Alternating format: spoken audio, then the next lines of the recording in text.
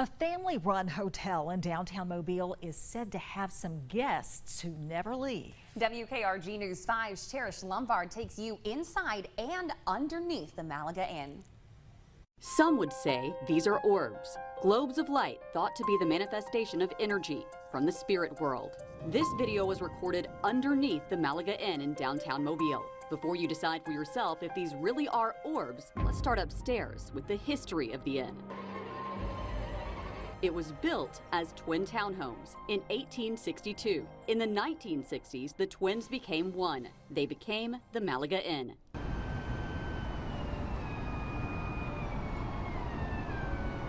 My grandmother, my great aunt, and my great uncle opened it together in 1968. The lobby was the yard that separated the two homes. My mom, Julie Beam, she took it over in 1991, and then I moved home in 2011. Jordan Beam runs the inn now and remembers spending many of his childhood days here. There have been ghost stories about this place ever since I was a kid that I would hear from locals and hear from other staff members. As Beam grew, so did the number of stories about hauntings at the inn, specifically stories surrounding room 007. One of the most famous stories is that there's a lady in white that haunts the veranda in front of 007.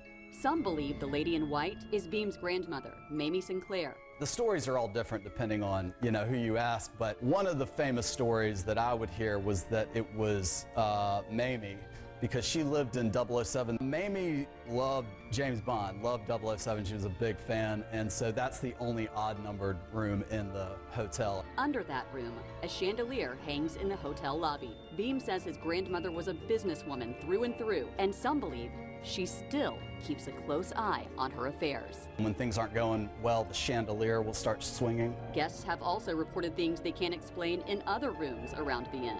They will say that, the TV came on without them turning it on, or things would come unplugged while they were out, that in the middle of the night their clocks would be set to a certain time. If only these walls could talk. There's a secret hidden within the walls of the inn. Most guests don't even notice this door underneath the staircase. Behind it, another door. This one in the floor, leading down to an even bigger secret.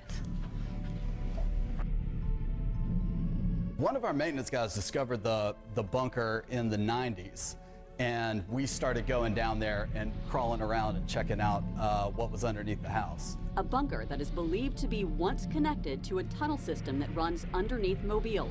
Tunnels that were used during the Civil War. They probably built this room with the cot in it in case the war came this far south and they had to hide. Beam says guests have shared stories of soldiers coming to them in their dreams, others of the lady in white. Stories that live on in memories and inside of this historic inn. 3, 2, 1. Hello everybody, my name is Ryan and you're listening to the CrimeCast. In this show we will be talking about true crime cases, unsolved mysteries, and cryptid creatures from all over the world, from the mountains of the Himalayas to the suburbs of Los Angeles. And welcome to season 2 of the CrimeCast. And this is our first episode in, of course, the new season, and we will be talking about a haunted location from every U.S. state. Linked below is, of course, going to be a list of all the states we are going to, just like I had in the update video. And today we are going to be visiting the Malaga Inn in Mobile, Alabama, to the old Jesse Lee Home for Children in Seward, Alaska. With that out of the way, let's get into the Malaga Inn.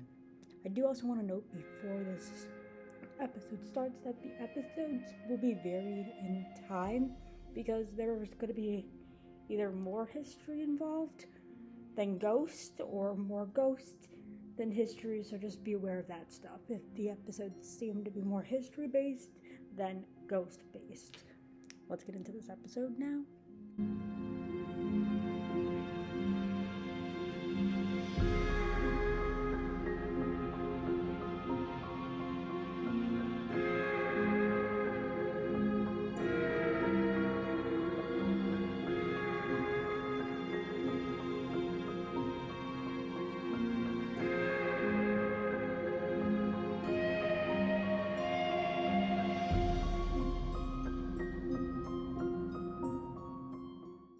The Malaga Inn.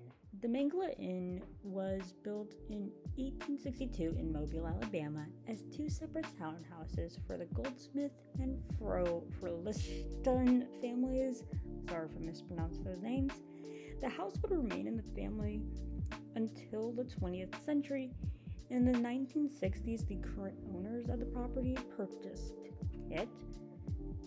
After this purchase, the homes would become restored, so they went through a restoring process and a new addition would be added, and lastly it was turned into the hotel As of today, the Malaga Inn has 39 private rooms and suites, with the original carriage house being used as a venue for special events. Now, with all of these main features the Malaga has, it does have its secrets. Underneath the hotel, there are said to be secret tunnels that were used by the Confederate Army during the Civil War. It's believed that maybe these tunnels were used for hiding soldiers, but also these tunnels could have been used to connect to other buildings in Mobile, Alabama. But I can't find any proof of this. That was just my own conspiracy theory. That was just my own theory. Not my conspiracy theory, that's wrong. That was just my own theory that I came up with. But I can't find any proof of that. Now, let's get into the hauntings of the Malaga Inn. Unlike other entries on the list, the Malaga Inn has only one main spirit. But this spirit is only confirmed. It is also the only one confirmed. Meaning there could be more spirits wandering the hallways and tunnels of the Malaga.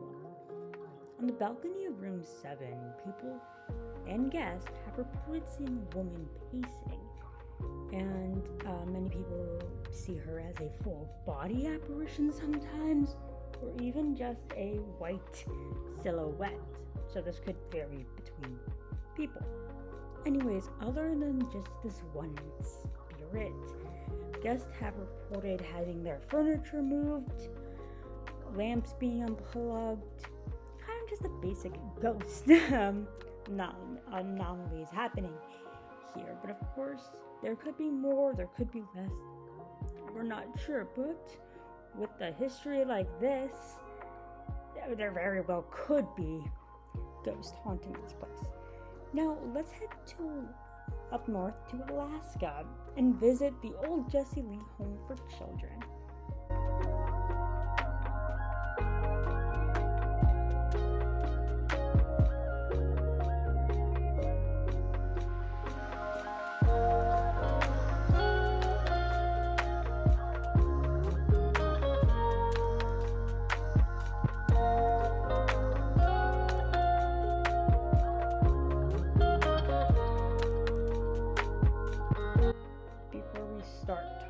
About the old Jesse Lee Home for Children, I want to say this one has a bit more history, so just bear with me on the history part, and then we'll get into the hauntings. Anyways, the old Jesse Lee Home for Children was opened in 1926 and was operated by the United Methodist Church. Now, before the opening of this home, the church was already operating children's homes both in Nome and on Alaska. Now, you may know Nome as, well, Bolton, the dog who saved the children. But I will say there's another famous dog who I believe, who really did help, who did the most mileage covers, but that's a different story for another day. Just go on to Disney Plus. I believe it has Willem Dafoe in it. Anything with Willem Dafoe in it, it's fucking good. I will say that. He's a very good actor. Anyways, during the outbreak of the Spanish flu in the 1910s through the 1920s, many children living in remote Native Alaskan villages became displaced because their parents either got the Spanish flu or they just didn't want their children to be, just to experience this major outbreak of virus, kind of like COVID. Anyways, this left the homes in both Nome and Unalaska overfilled, and due to the supplies becoming more and more expensive and unreliable because you're in the middle of buttfuck nowhere in Alaska, those get more expensive because you have to have trains, dog sleds, airplanes, all of that stuff. Anyways, so the church began to look for a new location to build a new home. In the end, they chose Seward, Alaska, in which at the time was the largest port in Alaska due to the direct route to Seattle, Washington. So this means that these kids, and even anybody living in this port city, could get supplies really quickly and kind of more on the cheaper side, because you're in a port city, you can just get it from the port and bring it back to your house, put it that way.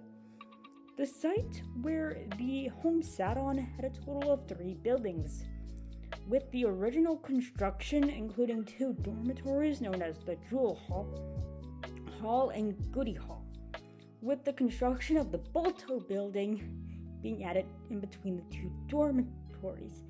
The Bolto building provided the children with a dining hall / kitchen, while the Jewel Guard Hall housed the boys, meaning the boys' dormitory, a shop, classroom, the library, and gym, while the Goody Hall housed the girls and the administration offices.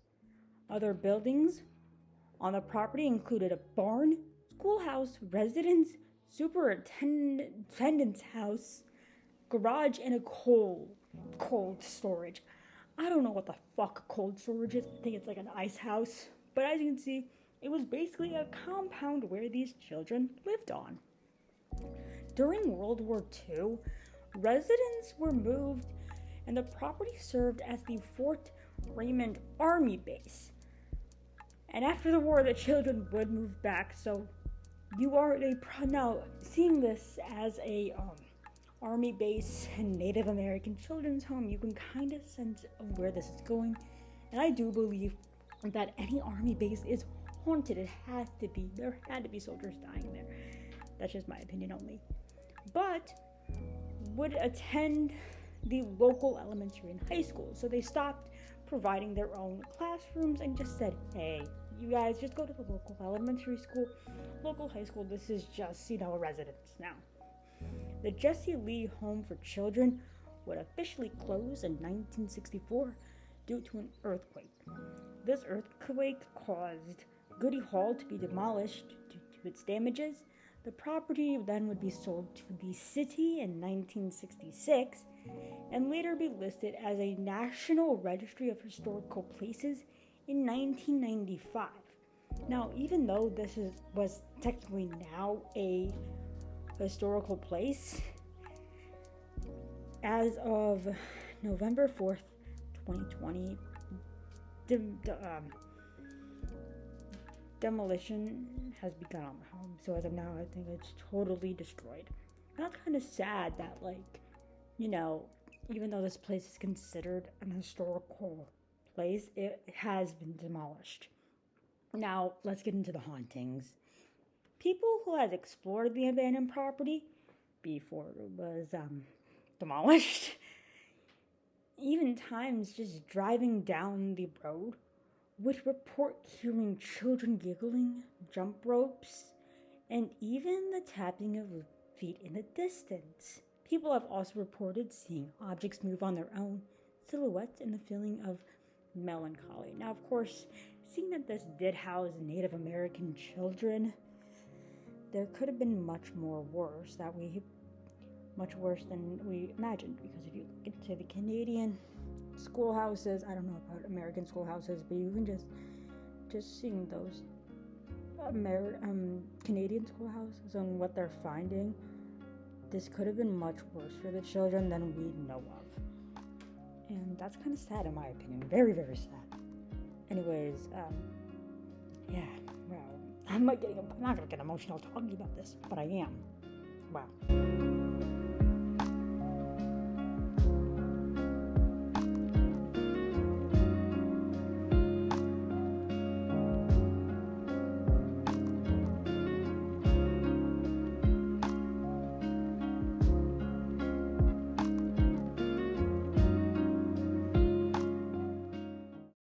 And those were the most popular haunted locations in Alabama and Alaska.